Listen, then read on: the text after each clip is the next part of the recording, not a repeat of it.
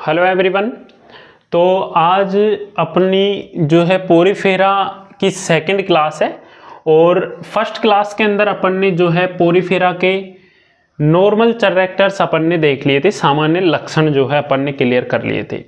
आज की क्लास में अपन जो है पोरीफेरा जो है इसके क्लासिफिकेशन अर्थात इसके वर्गीकरण और इसके जो बेनिफिट्स हैं अपने जीवन में अर्थात आर्थिक महत्व और हानिकारक प्रभावों के बारे में अपन पढ़ेंगे। ठीक है। और जूलॉजी के अंदर अपना जो है ये सेकंड टॉपिक है। फर्स्ट टॉपिक अपन ने प्रोटोजोआ जो है क्लियर कर लिया था।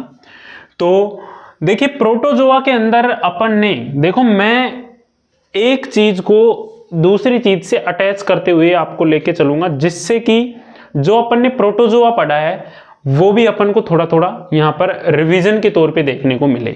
ठीक है। तो देखिए प्रोटोजोआ में मैंने क्लासिफिकेशन वर्गीकरण जो है किया था वो किस आधार पर किया था, उसके गमनांक और उसके चलन अंगों के आधार पर जो है प्रोटोजोआ में वर्गीकरण किया गया था। ठीक है। और यहां पर जो है वर्गीकरण कंकाल तंत्र अर्थात स्केलेटन सिस्टम जो पोरीफेरा संघ है इसके जो सदस्य हैं उनका वर्गीकरण यहां पर जो है स्केलेटन सिस्टम और दूसरा नाल तंत्र अर्थात कैनाल सिस्टम के आधार पर जो है अपन इसका वर्गीकरण करें, क्लासिफिकेशन करें तो यहां पर जो है ये 3 वर्गों में जो है विभाजित होता है। 3 वर्ग जो है अपन को पोरीफेरा के अंदर पढ़ने हैं। ठीक है। अब वो वर्ग कौन कौन से हैं जो मैंने पहले ही जो है यहाँ पर नोट कर दिया, जिससे कि क्या होता है कि आपके थोड़ा सा टाइम की बचत हो जाती है। ठीक है। वैसे ज़्यादा लंबी क्लासेज अपन लेते हैं नहीं, धीरे धीरे इन क्लासों की लेंथ को बढ़ाएंगे जो कि अपना डिजिटल बोर्ड आने के बाद में अपन जो है फुल लेंथ कर देंगे क्लास की। ठीक है। देखिए वर्गीकरण देख रहे हैं अपन पोरीफेरा का, तो कंकाल तंत्र अर्थात स्केलेटन सिस्टम, दूसरा है नाल तंत्र अर्थात कैनाल सिस्टम के आधार पर जो है इनको 3 वर्गों में अपन डिवीजन करेंगे। 3 वर्गों में तो वर्ग फर्स्ट जो है यहाँ पर ये कौन सा है, कैलकेरिया। अब जो कैलकेरिया वर्ग है देखो मैं यहाँ पर जो समझा रहा हूँ इसको समझना है। पीडीएफ आपको मैं इसकी दे दूंगा, पीडीएफ आप एप्लीकेशन पे आपको आराम से मिल जाएगी, कोई दिक्कत वाली बात नहीं है। सिर्फ यहाँ पर समझो, एक बार समझ में नहीं आए तो दोबारा देखो, परंतु अच्छे से समझना है, क्लास के अंदर ही समझ लेना है। देखिए वर्ग फर्स्ट है कैलकेरिया। अब इसके अंदर जो सदस्य आते हैं वर्ग फर्स्ट कैलकेरिया के अंदर जो सदस्य आते हैं उनका जो कंकाल तंत्र होता है वो कैल्शियम कार्बोनेट का बना हुआ होता है। किसका बना हुआ होता है, कैल्शियम कार्बोनेट का बना हुआ होता है। और इनका जो कैनाल सिस्टम होता है, देखो अपन ने जो है वर्गीकरण 2 आधारों को मान के किया है, पहला है स्केलेटन सिस्टम और दूसरा है कैनाल सिस्टम नाल तंत्र। अब इन दोनों को ही अपन को मुख्यतः देखना है। तो देखो इसके अंदर जो कैलकेरिया वर्ग है फर्स्ट, इसके अंदर जो है कैल्शियम कार्बोनेट का जो है कंकाल तंत्र पाया जाता है। दूसरा इसके अंदर जो कैनाल सिस्टम है ये एस्कोन और साइकोन और ल्यूकोन तीनों प्रकार का पाया जाता है। एस्कोन प्रकार का पाया जाता है, साइकोन प्रकार का पाया जाता है और ल्यूकोन प्रकार का भी इसके अंदर नाल तंत्र जो है पाया जाता है। ठीक है। तो यहां तक जो है कैलकेरिया में आपके समझ में आया कि इनके अंदर जो कंकाल तंत्र होता है अर्थात स्केलेटन सिस्टम जो होता है वो कैल्शियम कार्बोनेट CO3 का बना हुआ होता है और इनमें जो कैनाल सिस्टम होता है वो एस्कोन, साइकोन और ल्यूकोन प्रकार का जो है देखने को मिलता है। और इसके एग्जाम्पल की बात करूं मैं तो साइकोन, ग्रेसिया और ल्यूसिया ये इसके सदस्य हैं जिनके अंदर जैसे साइकोन हुआ, ग्रेसिया हुआ और ल्यूसिला हुआ, इनके अंदर जो स्केलेटन सिस्टम होता है वो कैल्शियम कार्बोनेट का पाया जाता है और कैनाल सिस्टम एस्कोन, साइकोन और ल्यूकोन प्रकार का इनके अंदर पाया जाता है। मैंने 3 एग्जाम्पल यहाँ पर लिए, तो उम्मीद करता हूँ कि यहाँ तक अपन का क्लियर हो गया होगा। अब इसका मैं डायग्राम के माध्यम से आपको फर्स्ट जो वर्ग है अपना कैलकेरिया इसको डायग्राम के माध्यम से बताऊं तो देखो मैं यहां पर चित्र बनाऊंगा साइकोन का। साइकोन कुछ इस प्रकार का होता है। देखो ये अपना जो है एक साइकोन का डायग्राम मैं जो है यहाँ पर बना रहा हूँ। और एग्जाम में देखो, जूलॉजी एक ऐसी सब्जेक्ट है, इसके अंदर आप अगर चित्र बना के वहाँ पर डेफिनेशन अच्छे से करते हो तो जो है अपने नंबर मिलेंगे, फुल मिलेंगे, फुल चांस होते हैं, नंबर काटता नहीं है एग्जामिनर। और ये नहीं है कि आप हिंदी मीडियम से हो तो आपके नंबर ज़्यादा कटेंगे, बिल्कुल नहीं कटेगा, कोई दिक्कत वाली बात नहीं है। जितना लिखोगे उतना नंबर आपको मिलेगा, बस सटीक आंसर दो, ठीक है। अब देखो, मैंने पहले बताया था कि आस्कुलम, जो अपन ने फर्स्ट क्लास के अंदर बात की थी कि जो पोरीफेरा संघ है इसके जितने भी सदस्य हैं उसमें आस्कुलम, दो प्रकार के छिद्र पाए जाते हैं, एक आस्कुलम और एक ओस्टिया, ठीक है। तो ओस्टिया तो क्या होते हैं, आस्कुलम मैंने बताया था कि ये गुदा, जो इनके मुख का अग्रभाग होते हैं, जो कि गुदा का कार्य करता है। गुदा का कार्य कौन करते हैं, आस्कुलम। और दूसरा मैं बताऊं ओस्टिया, जो कि इसकी सतह पर जो है ये बारीक बारीक छिद्र जो हैं पाए जाते हैं, ठीक है। ये क्या होते हैं, ये ओस्टिया होते हैं। क्या होते हैं, इनको अपन ओस्टिया बोल सकते हैं। क्या, ओस्टिया। अब ये जो ओस्टिया होते हैं ये क्या करते हैं, ये ओस्टिया जो होते हैं ये चित्र किसका बनाया है, साइकोन का। तो ये ओस्टिया जो होते हैं ये साइकोन के आंतरिक कोशिकीय आंतरिक अंगों तक जो है जल को ओस्टिया H2O इनके माध्यम से स्पंजों के द्वारा जो है यहाँ पर प्रवेश करता है। ये ओस्टिया जो छोटे छोटे छिद्र हैं इनके द्वारा जो है प्रवेश करता है। और ओस्कुलम, ये तीनों ओस्कुलम है, ध्यान रखना, जो अग्रभाग है इसका, ये तीनों क्या है, ओस्कुलम है। और ये इसके नीचे का भाग है जिसको अपन जो है यहाँ पर बोल सकते हैं आधारी भाग। और यहाँ पर ये ओस्टिया हो गया, इसको मैं नोट कर दूं यहाँ पर आधारित भाग, आधारित भाग। तो ये है अपना फर्स्ट वर्ग, जिसके अंदर जो कंकाल है कैल्शियम कार्बोनेट का पाया जाता है, और कैनाल सिस्टम अर्थात नाल तंत्र जो है इसमें एस्कोन, साइकोन और ल्यूकोन प्रकार का पाया जाता है। एग्जाम्पल अपन ने देखे साइकोन, ग्रेसिया और ल्यूसिला। साइकोन का मैंने डायग्राम बनाया, तो इसके अंदर ये जो ऊपरी भाग हैं इनको बोलते हैं अपन आस्कुलम, ठीक है। और जो नेक्स्ट है ये जो त्वचा पर छोटे छोटे छिद्र अपन को दिखाई दे रहे हैं इनको अपन बोल सकते हैं क्या, ओस्टिया, ठीक है। ये अपन ने फर्स्ट क्लास में भी इसके बारे में देखा था। और ये आस्कुलम है, ध्यान रखना है ना, देखिए। और ये ओस्टिया हैं जो क्या होते हैं, ये ओस्टिया होते हैं वो सतह पर जो है छिद्रित रूप में पाए जाते हैं। और मैंने पहले भी बताया था कि पोरीफेरा जो है इनका शाब्दिक अर्थ ही होता है छिद्रधारी। क्या होता है, छिद्रधारी। अब छिद्रधारी है तो ये तो कन्फर्म है कि इसके अंदर जितने भी सदस्य होंगे उनके अंदर जो त्वचा होती है उन पे छिद्र पाए जाएंगे, जिन छिद्रों को अपन कहेंगे ओस्टिया। और वो ओस्टिया जो है क्या काम आएंगे, इनके ओस्टियाओं के द्वारा इनमें जल अंदर प्रवेश करता है, और ये जो भी जितना भी भोजन वगैरह सब कुछ इनके द्वारा जाता है। क्योंकि इनमें देखो स्पष्ट तौर से जो पोरीफेरा के सदस्य इनमें श्वसन तंत्र और पाचन तंत्र का अभाव पाया जाता है, ठीक है। देखिए नेक्स्ट अपन बात करें वर्ग सेकंड, जिसको अपन बोल सकते हैं हाइलोस्पोंजी, ठीक है। वर्ग सेकंड वर्ग का क्या नाम है, हाइलोस्पोंजी। फर्स्ट वर्ग ये हो गया, सेकंड वर्ग हाइलोस्पोंजी। अब ये जो हाइलोस्पोंजी है इसके अंदर जो कंकाल तंत्र होता है वो SiO2 अर्थात सिलिका या सिलिकन का जो है इसके ऊपर कंकाल तंत्र पाया जाता है। और कैनाल सिस्टम इनका जो है कैसा पाया जाता है, ल्यूकोन प्रकार का जो है इनका कैनाल सिस्टम या फिर नाल तंत्र जो है पाया जाता है, ठीक है। ल्यूकोन टाइप का जो है इनमें नाल तंत्र पाया जाता है। और हाइलोस्पोंजी में कंकाल तंत्र कैसा होता है, सिलिका का बना हुआ होता है, ठीक है। एग्जाम्पल की बात करूं तो हाइलोनीमा, ग्लासेरोप और स्पंज और यूप्लेक्टेला। यूप्लेक्टेला जो है इसका मैं डायग्राम आपको यहाँ पर समझाऊंगा। बाकी एक बार और अपन देखेंगे कि जो वर्ग सेकंड है, क्लासिफिकेशन किया अपन ने, वर्ग सेकंड अपने पास आया हाइलोस्पोंजी। हाइलोस्पोंजी के अंदर कंकाल तंत्र जो है कैसा होता है, सिलिका का बना हुआ होता है, सिलिकन का बना हुआ होता है।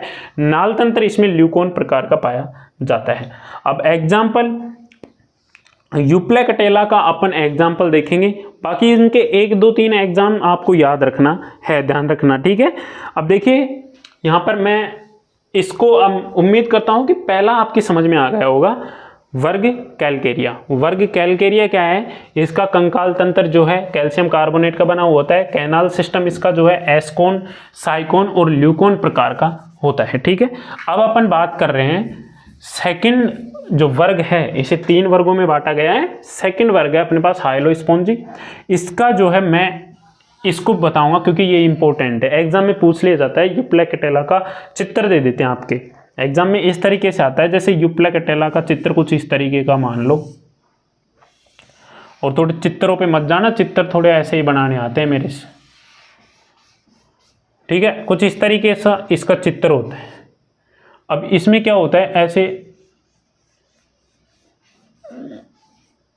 जो है लगे हुए होते हैं रोम की तरह। ठीक है, तो यूप्लेकेटेला मान लो ये है, तो इसमें जैसे कि भाग दे दिया, ये इसका आपको भाग का नाम लिखना है और 1 नंबर का दे देता है एग्जामिनर। छोटे क्वेश्चन पूछता है ना, यहाँ पर भाग का नाम लिखना है। ठीक है, तो इस तरीके से ऊपर के वो जो 2 छिद्र हैं वो आपको वही जो है ओस्क्यूलर सीव प्लेट बोल सकते हैं इनको अपन, ओस्क्यूलर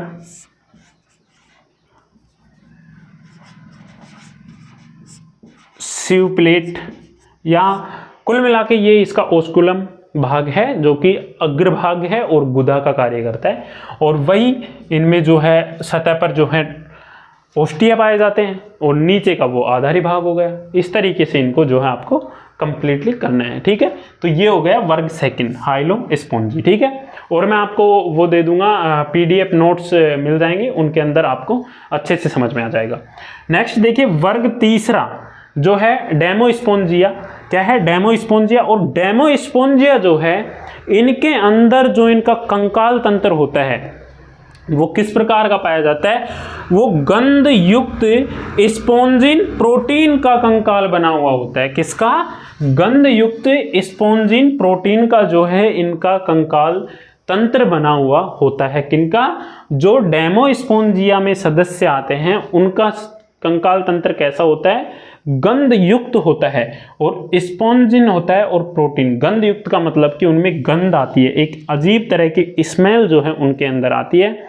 और स्पोंजिन तंतु का जो है वो कंकाल बना हुआ होता है। ठीक है, और नाल तंत्र जो है इनके अंदर कैसा देखने को मिलेगा, रेगान और ल्यूकोन प्रकार का जो है नाल तंत्र देखने को मिलेगा। अब आपने देखा हो कि अपन ने पोरीफेरा का क्लासिफिकेशन किया, तो क्लासिफिकेशन में अपन ने देखा कि ल्यूकोन प्रकार का नाल तंत्र है वो वर्ग फर्स्ट में भी देखने को मिला है कैलकेरिया में, वर्ग सेकंड में भी देखने को मिला है, और वर्ग थर्ड में भी जो है ल्यूकोन प्रकार का नाल तंत्र कैनाल सिस्टम पाया जाता है। तो तीनों के अंदर एक तो कॉमन अपन को देखा कि जो ल्यूकोन प्रकार का जो है वो देखने को मिला। ठीक है, और जो है इसके अंदर एक रेगान जो है प्रकार का नाल तंत्र और पाया जाता है। ठीक, और देखिए गंध युक्त होता है और स्पोंजिन प्रोटीन का बना हुआ इनका कंकाल तंत्र होता है। Example you spongia, bath sponge और ब्रेड स्पंज। अब देखो ये अपन को पढ़ने हैं। बाथ स्पंज जो है इनके बेनिफिट्स होते हैं अपने मानव जीवन में, इनको बाथ स्पंज ही इसलिए नाम दिया गया है क्योंकि ये प्राचीन काल में जो अपने पूर्वज थे उनके नहाने के काम में लिए जाते थे। किनको, ये पोरीफेरा के सदस्य हैं बाथ स्पंज जो कि डेमोस्पोंजिया वर्ग के अंतर्गत आते हैं, और इनको प्राचीन समय में नहाने के काम में लिया जाता था जिससे शरीर पे जो मैल होता है वो बिल्कुल साफ हो जाता है। या फिर जैसे कि आपको मैं देसी भाषा में बताऊं तो अपने जैसे कि वो पत्थर होता है, पत्थर, क्योंकि उसको अपन जो है मैल छुड़ाने के लिए जो है हाथ पे रगड़ते हैं, उसी तरीके से जो है बाथ स्पंजों को काम में लिया जाता था। क्योंकि इनका जो कवच होता है, बाहरी कवच, वो आपको मैंने बताया कि कैसा बना हुआ होता है। एक तरीके से अपन देखें तो कठोर बना हुआ होता है। इस वजह से जो है उनको बाथ स्पंज के रूप में काम में लिया जाता था। और ब्रेड स्पंज मैंने यहाँ पर लिखा, इसका मतलब है देखो कि इनकी जो संरचना, आपने ब्रेड देखी है, ब्रेड खाई होगी सभी ने, तो उस ब्रेड के तरीके की इनकी संरचना भी होती है। जो ब्रेड स्पंज होते हैं उनकी, ठीक है। यहाँ पर मैं यू स्पॉन्जिया का आपको जो है डायग्राम बनाकर समझाने वाला हूँ। तो देखिए यू स्पॉन्जिला जो है वो किस तरीके से होता है, और ये जो यू स्पॉन्जिला है ये काफ़ी इम्पोर्टेंट भी आपके लिए होने वाला है। तो इसके चित्र को अच्छे से बनाना, और एग्जाम में देखो चित्र बना के अगर अपन समझाएंगे ना तो बढ़िया नंबर अपन को मिलने वाले हैं, ठीक है। तो इसका चित्र कुछ इस तरीके से आप बना लो।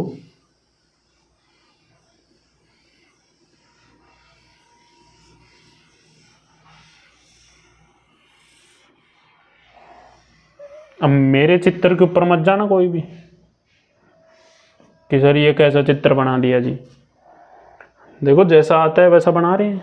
हाँ जी, बुक में अपनी जो नोटबुक होती है उसके अंदर सही से बन जाता है, बोर्ड पे नहीं बनता है। अभी इसीलिए तो बोलते हैं डिजिटल बोर्ड जल्द आएगा, उस पर मज़ा आएगा पढ़ाने में। तो इसका जो अग्रभाग होता है वो इधर होता है, ठीक है। इसका अग्रभाग किधर होता है, इधर होता है। तो वही अग्रभाग जहाँ होगा वहाँ पर क्या होंगे, आस्कुलम होंगे, ठीक है। अग्रभाग जहाँ होगा वहाँ पर क्या होंगे, आस्कुलम होंगे। और आस्कुलम का कार्य फिर से मैं बताते आ रहा हूँ, गुदा की तरह कार्य करते हैं। दूसरा यहाँ पर जो ओस्टिया होंगे वो कुछ इस तरीके का ये चित्र होता है। इसके अंदर जो ओस्टिया होंगे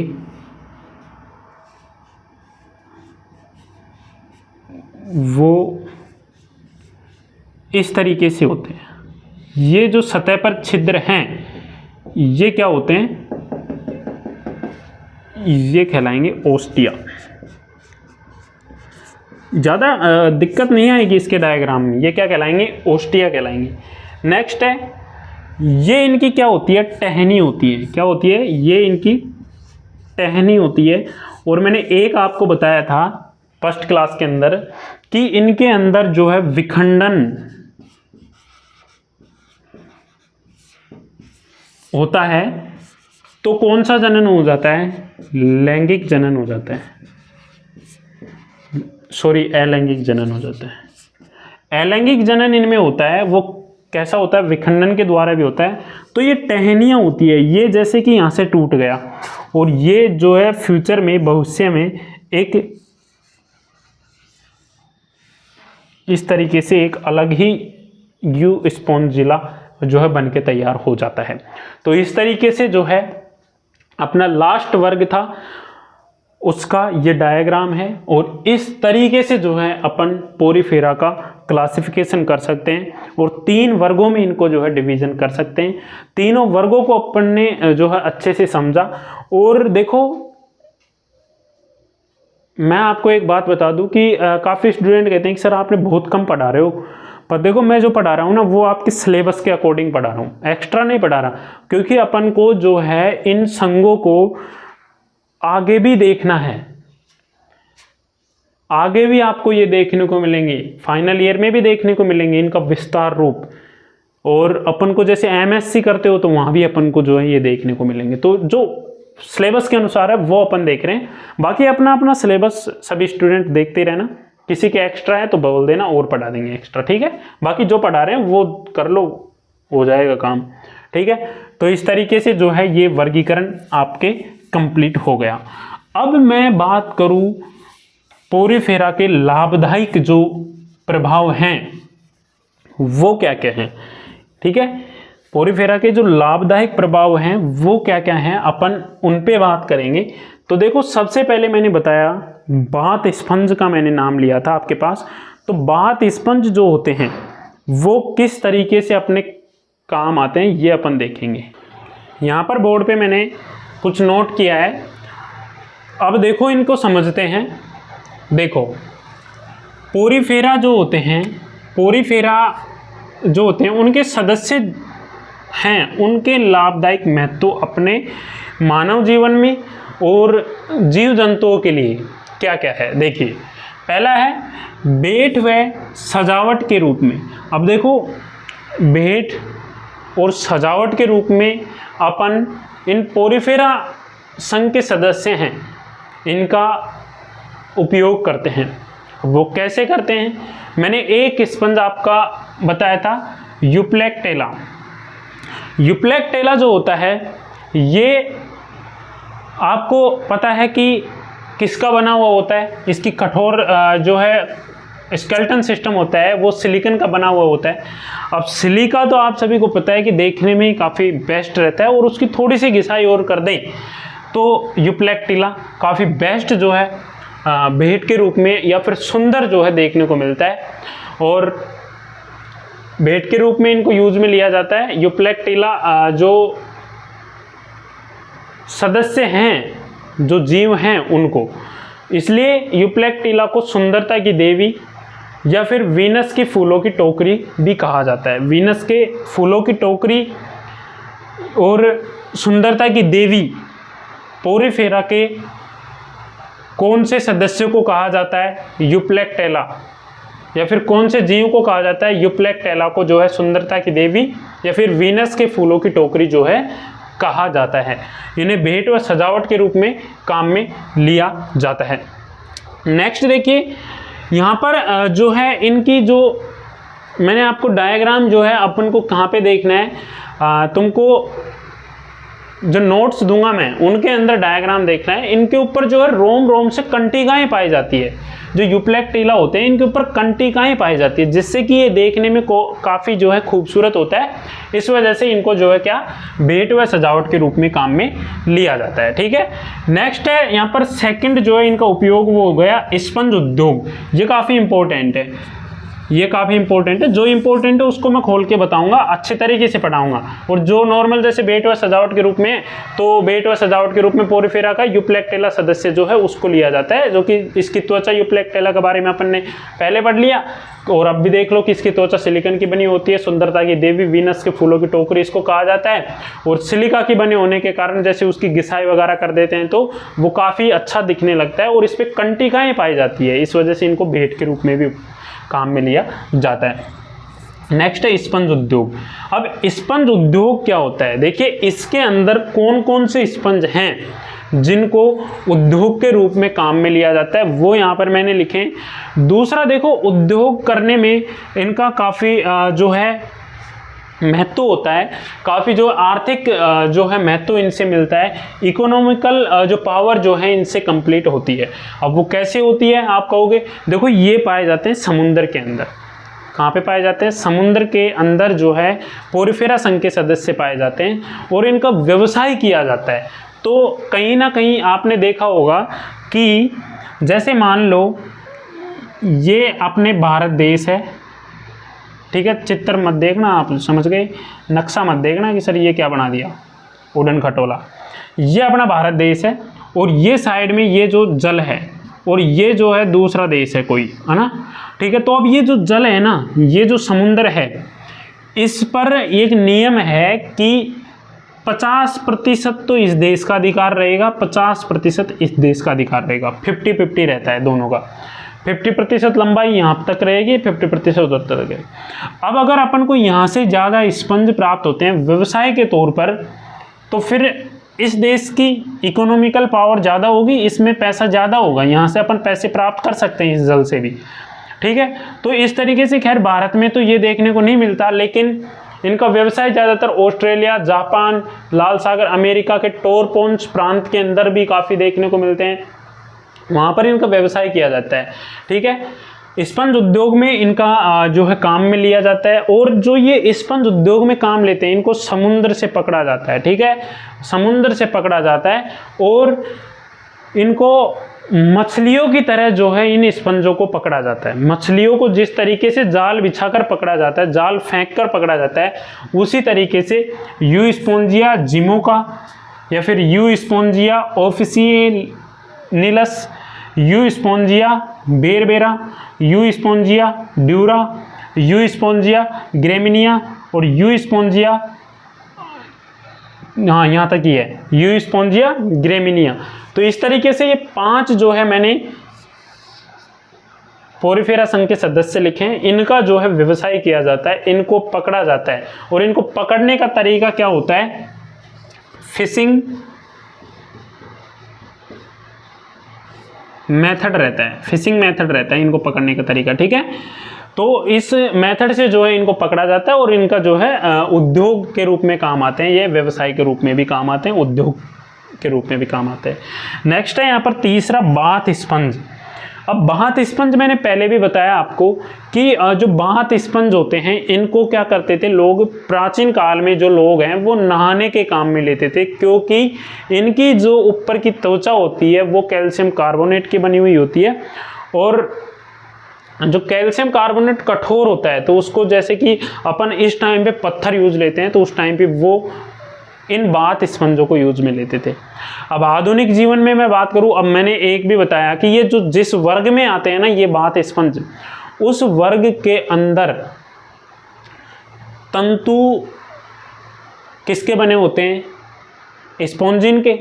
स्पॉन्जिन का कवच बना हुआ होता है ना। बाथ स्पंज जिस वर्ग में आते हैं उस वर्ग के जितने भी सदस्य होते हैं उनके जो कवच होते हैं स्पॉन्जिन तंतु के बने हुए होते हैं, ध्यान रखना। अब जो स्पॉन्जिन तंतु के यहाँ पर बने होते हैं तो इनको सफाई में काम लिया जाता है, जो अपन आधुनिक जीवन में अभी देख सकते हैं। जैसे कि मान लो अपन जैसे मोटर वाहनों की दुकान होती है, उस पर जो वो मोटर के या फिर गाड़ी के इंजन की सफाई करते हैं तो वहाँ पर भी स्पंजों से ही सफाई करते हैं। और देख लो अपने जो फर्श पर पोंछा लगाते हैं तो वो जो पोंछा हुआ आता है जो मार्केट से आता है मोम का, जिसको अपन क्या बोलते हैं उसको, उसका नाम तो पता नहीं, पोंछा देते हैं वो पकड़ के, उसको जो है क्या करते हैं वो मोम का वो बना हुआ होता है, वो भी स्पंज का बना हुआ होता है। तो सफाई में बाथ स्पंजों का काफ़ी योगदान है और सफाई के रूप में काम में लिया जाता है बाथ स्पंजों को, ठीक है। नेक्स्ट है भोजन के रूप में। अब आप कहोगे कि सर इन जीव, ये तो जीव हैं, इनको भोजन के रूप में थोड़ी लिया जा सकता है। तो देखो अपन नहीं खाते हैं तो क्या हुआ, जो जापान, अमेरिका, पाकिस्तान वगैरह इनमें तो जीवों को पकड़ के ऐसे ही खा जाते हैं। भारत एकमात्र ऐसा देश है और आप बहुत सौभाग्यशाली हैं जो इस देश में आपने जन्म लिया है। यहाँ पर अपन किसी जीव की कदर तो करते हैं। अदर जो कंट्रीज़ हैं उनमें गाय का भी मांस खाते हैं, जिसको अपन, गाय को अपन क्या है अपने हिंदू धर्म में माँ मानते हैं, उसका भी मांस खाते हैं।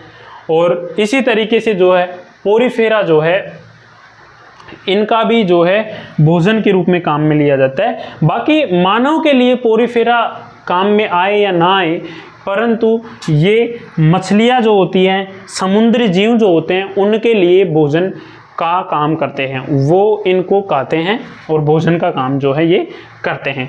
नेक्स्ट मैंने लिखा आत्मरक्षा। अब आत्मरक्षा के लिए कैसे काम होगा भाई, ये एक कोष के जीव हैं तो ये अपने लिए क्या रक्षा कर सकते हैं, ठीक है। तो देखो ये अपने लिए तो रक्षा नहीं करेंगे, अपने लिए तो योगदान दे रहे हैं, कितना दे रहे हैं देखो, सजावट के रूप में हो रहे हैं, बात नहाने, सफाई के जितनी भी चीज़ें हैं आजकल सफाई करने की वो सब कुछ इनसे बन रही है। स्पंज उद्योग में अपना काम कर रहे हैं, पर आत्मरक्षा में एक जो काम कर रहे हैं वो क्या कर रहे हैं, ये देखो जो मछलियाँ होती हैं, जो समुद्री जीव होते हैं, जो मछलियाँ या समुद्री जीव होते हैं वो क्या करते हैं कि जो पोरीफेरा संघ के सदस्य हैं, इनमें मैंने आपको कई बार बताया कि कठोर क्या होता है, कवच होता है। कैल्शियम कार्बोनेट का कवच बना हुआ होता है, सिलिका का कवच बना हुआ होता है।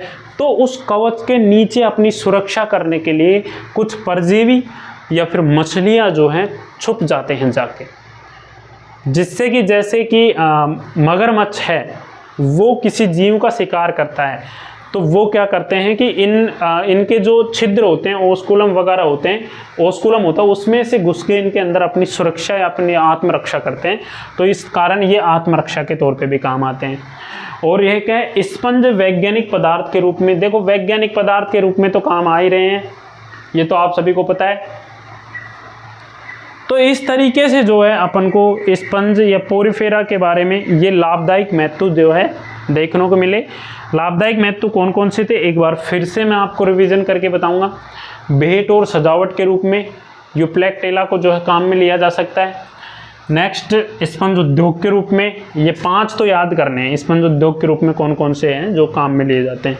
नेक्स्ट बाथ स्पंज के रूप में, नेक्स्ट भोजन के रूप में, उससे अगला है सफाई, जो कि बात स्पंज वाला ही है, ठीक है, आत्मरक्षा के रूप में और स्पंज वैज्ञानिक पदार्थ के रूप में। अब स्पंज वैज्ञानिक पदार्थ के रूप में इनको कैसे यूज लिया जाता है वो देखो अपन जो हैं जितने भी स्टूडेंट हैं, जीव विज्ञान के जितने भी विद्यार्थी हैं, साइंटिस्ट हैं, वो इनके जो है कठोर कवच होते हैं जिनसे इनको क्या करते हैं, अध्ययन करते हैं। पोरिफेरा संघ के सदस्यों का अध्ययन करते हैं और इनके जो जीव मिलते हैं उनसे इनका अध्ययन करते हैं। तो इस तरीके से जो है ये वैज्ञानिक पदार्थ के रूप में भी काम में आते हैं और कोई ज़्यादा इनका वैज्ञानिक साइंटिफिक कोई महत्व जो है यहाँ पर कोई मतलब कि वो नहीं है। नॉर्मल है कि जो जीव विज्ञान के विद्यार्थी हैं वो इनका उपयोग करते हैं स्टडी के रूप में, अध्ययन के रूप में, ठीक है। तो इस प्रकार से पोरिफेरा का ये लाभदायक महत्व होता। अब देखेंगे अपन इसके हानिकारक, जैसे प्रोटोजोआ जितना हमारे लिए हानिकारक था उतना ये जो पोरिफेरा संघ है ये हमारे लिए हानिकारक नहीं होने वाला है। ये सिर्फ हानिकारक है वो है चट्टानों के लिए, क्योंकि मैंने देखो फर्स्ट में आपको बताया कि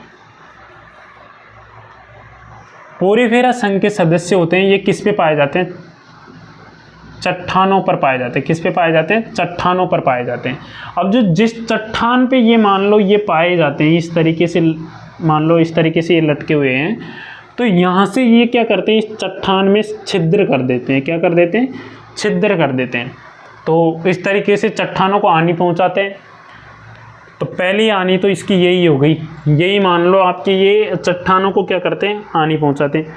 दूसरा हमारे लिए क्या हानिकारक प्रभाव डालते हैं, जैसे मान लो कुछ स्पंज ऐसे होते हैं जिनको छूने से जलन, खुजली या फिर एलर्जी बोल सकते हैं। एलर्जी, जलन, खुजली और एलर्जी जो है इनसे हो जाती है इंसान में। तो इस तरीके से इसके ज़्यादा हानिकारक प्रभाव नहीं है। दो हानिकारक प्रभाव पढ़ लो, एक तो ये चट्टानों में छिद्र कर देते हैं, दूसरा स्पंज को, कुछ स्पंज ऐसे होते हैं जिनको छूने से जलन, खुजली और एलर्जी जो है हो जाती है, ठीक है। और जो वेदन स्पंज है ना वो चट्टानों में, यहाँ पर देख लेना, वेदन स्पंज क्या करते हैं, चट्टानों में जो है छिद्र करते हैं, ये ध्यान रखना। और जो कैल्शियम का जो उग्र होता है उसको भी ये क्या करते हैं, नष्ट करते हैं। कैल्शियम परत को भी जो है ये नष्ट कर देते हैं पोरिफेरा के सदस्य, ठीक है। तो इस तरीके से जो है अपना पोरिफेरा का जो है कंप्लीट अध्ययन हो गया है। पोरिफेरा के बारे में कंप्लीटली अपन ने पढ़ लिया है। कल की क्लास में अपन पोरिफेरा के कुछ इंपॉर्टेंट क्वेश्चनों को करेंगे और परसों फिर नया अपने टॉपिक स्टार्ट करेंगे, ठीक है। तो PDF मिल जाएगी कल की क्लास अपनी हुई इंपॉर्टेंट क्वेश्चन की, और फिर आपको PDF जो है मिल जाएगी, ठीक है। नो टेंशन लेना। मिलते हैं नेक्स्ट वीडियो में, तब तक के लिए जय हिंद, वंदे मातरम, धन्यवाद।